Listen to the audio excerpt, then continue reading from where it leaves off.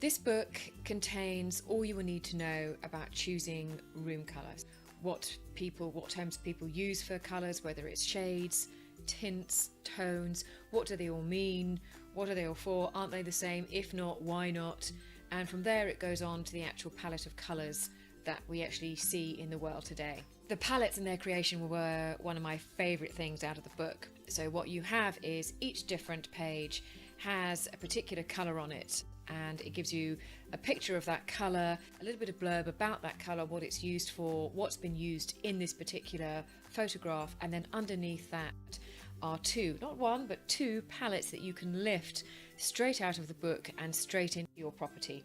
The next thing we talk about is how many colours you should use in a scheme, and I've got some real life examples here of rooms and what colours have been used and really what colours you can see in those palettes. And I'm not just talking about the paint, so it really is what colours you're putting together within the whole scheme of the room. So that's the walls, that's the curtains, that's the flooring, and often if it's a sofa or a headboard or something rather large that's in the room, what colours need to be incorporated into that scheme. After the examples of those room sets, as it were, we then go on to the main part of the book, which is actually the different colours that you can get. And those are broken down into dusky blue, mint green, golden yellow, taupe, white, cream, all of those different colours that we see, that we know and love. After that, I move into a very important section, which is making a scheme flow. And in order to make a scheme flow, what you need to look at are a variety of different things. Certainly the distance between one room and another, what you can see through different doorways, through different windows. Are there mirrors that are reflecting the different rooms? What can you see through different rooms, through doorways?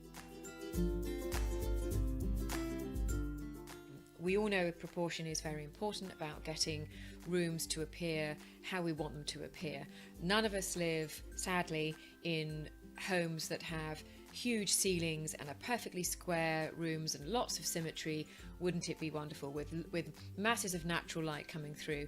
Many of us don't live like that. So if you want to get a room that will perhaps appear more square or will hide some certain flaws in the room that you think that shouldn't be there. It could be an alcove, it could be a fireplace, it could be a variety of different things. If you want to hide those or accentuate those, this is where colour can help. The next part of the book is my favourite part, and this is where you get to decide which colour you're going to choose for your particular property, for your room, for your house, for your home.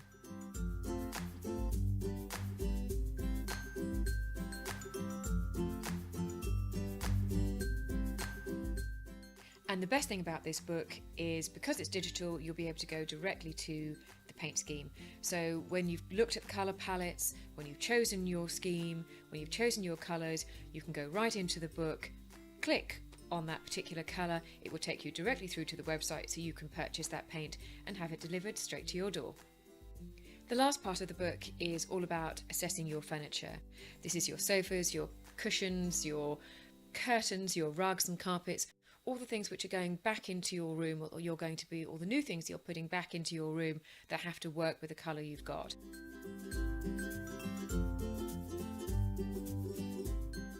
I wrote it for everybody that really had trouble choosing room colour and wall colour, and I think the most important thing for me was getting the right colour that was going to last in your property, that you wouldn't get bored of, that wasn't the same as your friends, that didn't look like something that you always have had before because you can't make up your mind and you're perhaps just not quite that brave yet to try something different.